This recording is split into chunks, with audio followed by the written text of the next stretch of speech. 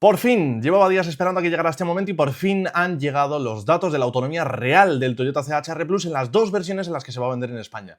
Os recuerdo que hay una tercera versión de la que ahora vamos a hablar también, pero solo dos de ellas se van a vender en España y ojo porque este coche viene con unas prestaciones súper interesantes y con un precio además muy rompedor para lo que había en el segmento. 36.500 euros para la configuración base que de hecho es la más recomendable por su relación entre precio y prestaciones. Vamos a ver todos los detalles sobre él. Os cuento en primer lugar, como ya os comenté, que efectivamente hay una tercera versión dentro de la gama del Toyota CHR Plus, una versión que por lo menos de momento no va a llegar a España y ya veremos a qué otros mercados llega.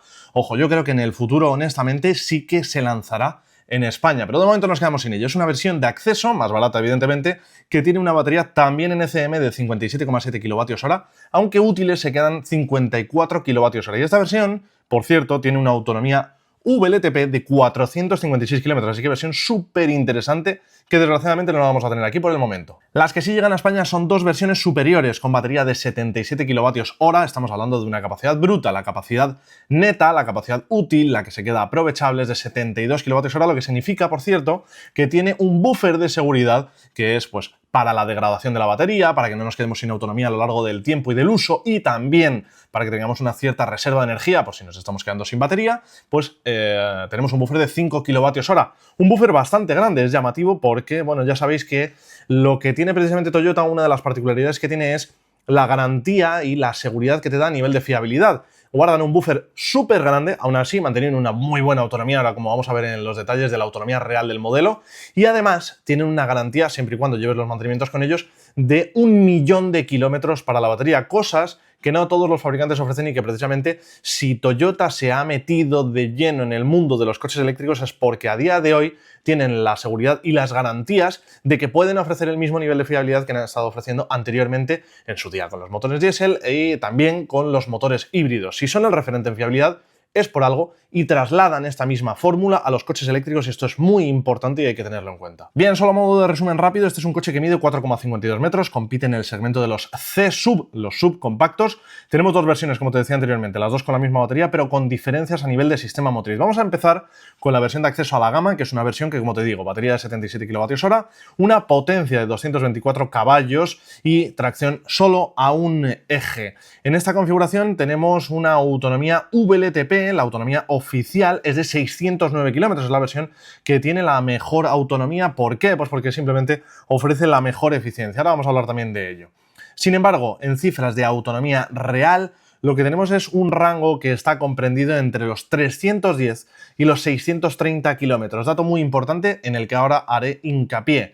Como vas a ir viendo a lo largo de las tablas, tenemos que la mejor de las cifras la conseguimos, como no podía ser de otro modo, en ciudad y cuando el clima acompaña 630 kilómetros que hacen que sea una auténtica bestia para poder utilizarlo en uso urbano, pero este coche tiene unas aspiraciones para poder viajar, este coche tiene que poder viajar bien. Y efectivamente lo hace porque en las peores condiciones posibles, es decir, en autopista y con clima frío, haciendo uso del climatizador a menos 10 grados, etc., podemos hacer 310 kilómetros entre cargas.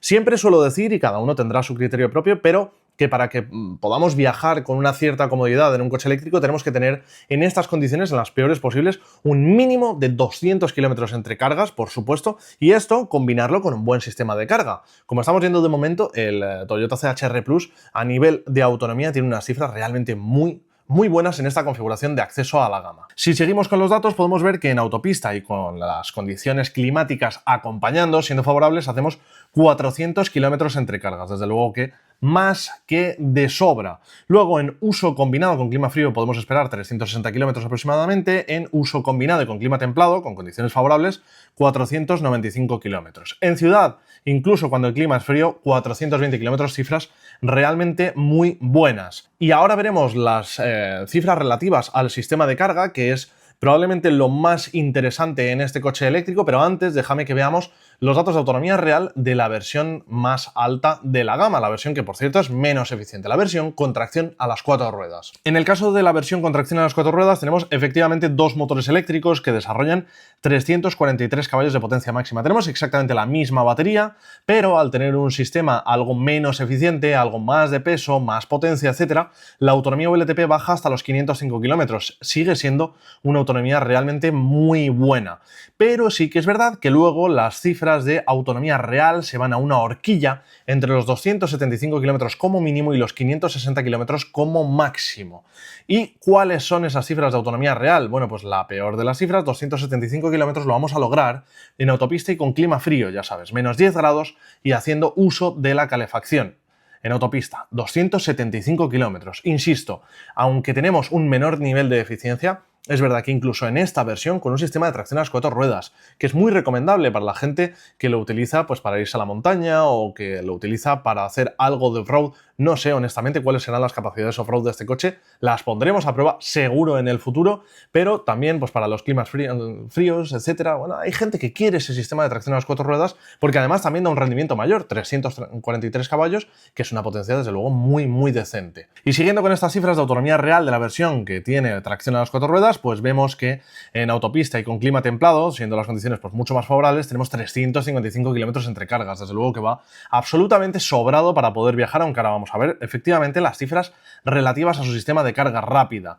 En uso combinado y con clima frío, condiciones desfavorables, 325 kilómetros y en uso combinado y con clima templado, 440 kilómetros. Aquí ya volvemos a tener cifras realmente muy sobradas.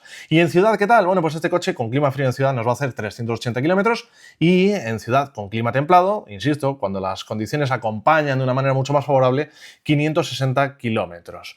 Son cifras realmente muy buenas. De hecho, en la versión de acceso a la gama tenemos un consumo VLTP, ojo, consumo VLTP, ya veremos el consumo en un uso real, pero de tan solo 13,3 kilovatios hora a los 100. Este es uno de los aspectos más destacables. Parece ser que Toyota ha trabajado mucho y muy bien en la eficiencia de sus coches eléctricos. ¿Y cómo lo han hecho? Bueno, pues de dos maneras clave. Una de ellas es, desde luego, trabajando muy bien la aerodinámica. Tenemos un coche que, a pesar de que es relativamente grande, 4,52 metros, y de que es bastante espacioso, aunque las plazas traseras no son, desde luego, las más amplias del mundo, pero bueno, tenemos un coche que mezcla un estilo coupé que no solo es atractivo a nivel visual, sino que tiene, digamos, un tratamiento aerodinámico muy cuidado. Y han reducido el coeficiente aerodinámico de manera significativa para precisamente conseguir una mayor autonomía. Pero también utilizan nuevos motores eléctricos propios, de fabricación propia y con un nivel de consumo energético muy reducido. Parece que aquí lo han hecho realmente bien porque 13,3 kilovatios hora a los 100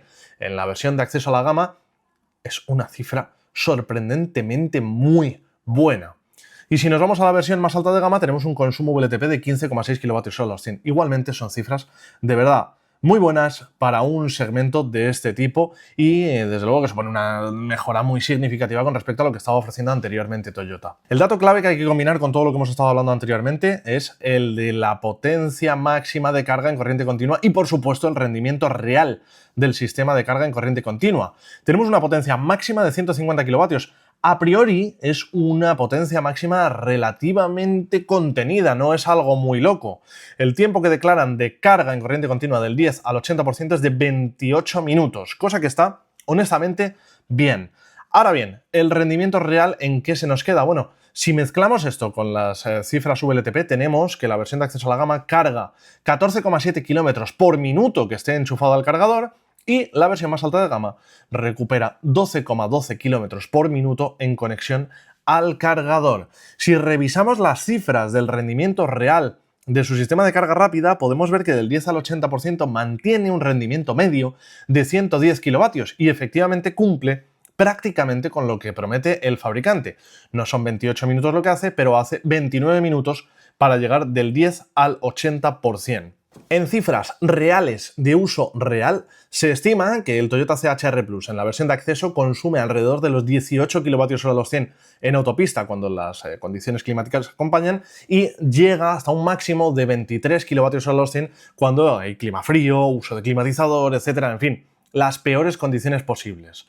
Y si nos vamos a la versión más alta de gama, que insisto, cuenta con sistema de tracción a las 4 ruedas, el consumo esperable en circunstancias reales está en los 20,3 kWh a los 100 en autopista y con clima templado, mientras que en autopista y con clima frío va a rondar los 26,2 kWh a los 100. Un consumo bastante más elevado, pero que tiene sentido contando con que usa un sistema de tracción a las 4 ruedas y con que efectivamente estas son las condiciones más desfavorables. Es un coche que tiene sistema de preclimatización o preacondicionamiento de la batería para optimizar cómo funciona su sistema de carga rápida, y aquí lo podemos notar. El rendimiento que tiene, a pesar de que su potencia pico no es muy elevada, 150 kilovatios, es realmente bueno. Además tiene bomba de calor para maximizar esa eficiencia. En fin, los datos que yo veo, mi opinión, aunque lo pondré a prueba viajando con él en cuanto me sea posible, es que la combinación entre autonomía y potencia de carga, rendimiento real, en circunstancias reales y no sobre el papel, es un equilibrio muy, muy bueno. De hecho, te diré, creo que es uno de los pocos coches que muestra una autonomía muy superior al rendimiento de carga, es decir, ofrece autonomía de sobra y el rendimiento de la carga es un poquito más discreto, pero aún así el equilibrio entre ambos creo que es sinceramente el perfecto para un coche para uso familiar, para un uso de coche único y para un uso, digamos, polivalente, tanto para la ciudad como para hacer viajes con la frecuencia que nos apetezca y con absoluta comodidad. La verdad es que los datos, honestamente, me sorprenden, me parecen muy positivos, y lo que sí que me habría encantado es que fuera un coche que tuviera unas plazas traseras algo más amplias, pero ese estilo coupé es lo que tiene. Si te ha gustado este vídeo, ya sabes, suscríbete, déjalo un like y nos vemos a la próxima.